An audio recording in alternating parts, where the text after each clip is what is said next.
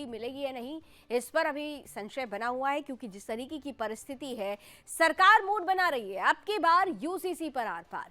Uniform civil code को लेकर सरकार ने पूरी सियासी और कानूनी जमीन तैयार कर दी है, लेकिन इन सब के बीच एक तरफ जहां उसे कुछ दलों का समर्थन है, तो वहीं दूसरी तरफ बड़े विरोध का भी सामना करना पड़ रहा है। एक देश एक विधान को लेकर कट्टरपंथी परेशान है। All India Muslim personal law board ने स्पष्ट रूप से कह दिया है कि वो यूसीसी का विरोध करेंगे। सवाल ये है कि जब बात लैंगिक समानता की है, बात धर्मनिरपेक्षता की है, तो फिर यूसीसी से इतनी दूरी क्यों, इतनी ज्यादा इसे लेकर दिक्कत क्यों?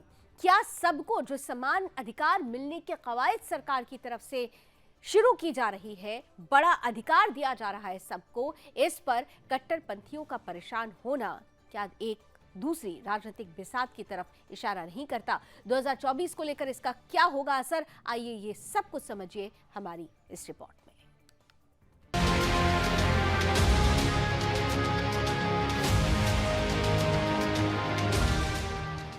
यूसीसी पर छिड़े घमासान के बीच अब बड़े स्तर पर विरोध की पटकथा लिखी जाने लगी है। इस पोस्टर को जरा ध्यान से देखिए, गौर कीजिए इस लाइन पर, जिसमें साफ और स्पष्ट लिखा है यूसीसी का विरोध करना चाहिए, और समझिए इसके पीछे का मंसूबा। इस पोस्टर के जरिए all India Muslim personal law board ने ये बताने की कोशिश की है कि हम चुनी हुई सरकार के बनाए गए कानून को नहीं मानेंगे। हम नहीं मानेंगे वो कायदे कानून जिसका ताल्लुक धर्म से है। हमारे लिए देश नहीं, धर्म बड़ा है।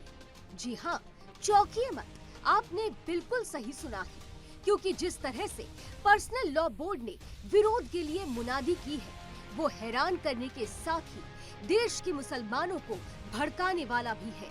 बोर्ड को पोस्टर में ये भी साफ करना चाहिए था कि विरोध की परिभाषा आखिर क्या है, और ये भी सुनिश्चित करना चाहिए था कि क्या विरोध के नाम पर देश में आग नहीं लगाई जाएगी। यूसीसी को लेकर मुसलमानों में भी दो फाड़ हो गया है।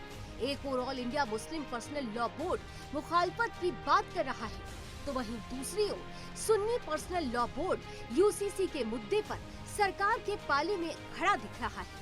सुन्नी बोर्ड ने साफ तौर पर कह दिया है कि हम यूसीसी का पुरजोर समर्थन करते हैं और जल्द से जल्द यूसीसी को लागू करना चाहिए। ऐसे में सवाल उठता है कि मुसलमान आखिर किस आधार पर यूसीसी का विरोध कर रहे हैं, क्योंकि धर्म तो दोनों के लिए एक ही है।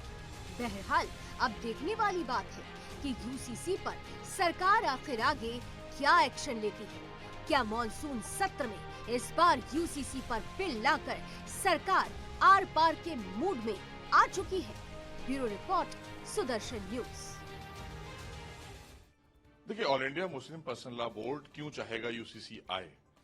क्योंकि ये चंद लोगों के द्वारा बनाई गई एक संस्था है जो हमेशा से दबे कुचले मुस्लिमों की ठेकेदारी करती है, और उन्हीं के नाम पर ये अपनी दुकानें चलाते हैं। इसमें चाहे ये कांग्रेस के हाथों खेली जाती रही हो, समाजवादी पार्टी के हाथों खेली जाती रही हो, बहुजन समाज पार्टी के हाथों, चूंकि इनकी दुकानें चलती हैं। ये चंद लोग हैं जो करोड़ों करोड़ मुसलमानों को आगे नहीं बढ़ने देना चाहते, उनको एक समान अधिकार नहीं लेने देना चाहते, क्योंकि ये वही all India Muslim personal law board है जब शाहबानों को माननीय सर्वोच्च न्यायालय से उनके फेवर में फैसला आ गया था, तो उस फैसले को पलटवाया था इन्होंने कांग्रेस पर दबाव बनाकर।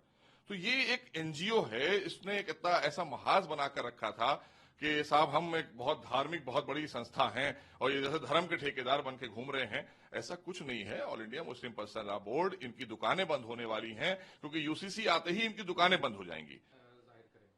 देखिए, देखने वाली समझने वाली बात यह है कि इसका विरोध कौन कर रहा है। आम नागरिक देश का इसका विरोध नहीं कर रहा है। इसका विरोध कोई देश का कॉमन मैन नहीं कर रहा है। कुछ चुनिंदा लोग राजनीतिक से प्रेरित होकर इसका विरोध कर रहे हैं, क्योंकि उनका एजेंडा समाज की और कौम की भलाई नहीं है। उनका एजेंडा यह है कि किस तरीके से हम अपना राजनीतिक स्वार्थ को पूरा कर पाए। लेकिन देश निजी राजनीतिक स्वार्थ पे नहीं चलेगा। हमारा देश समाज के हित पे, देश के हित पे और देश के विकास के मुद्दे पे चलेगा।